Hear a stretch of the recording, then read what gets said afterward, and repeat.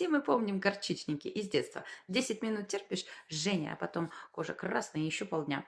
А теперь есть горчичный гель с сибирской живицей, экстрактом, горчицей и камфорой. 97% натуральных ингредиентов. Он греет глубоко, но очень мягко, без жжения и дискомфорта. Можно и деткам.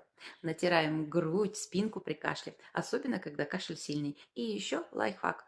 Если у вас вечно холодные ножки, просто натирайте ступни. Греет отлично и надолго. Мягкое тепло вместо горчичников. Горчичный гель очень вам рекомендую.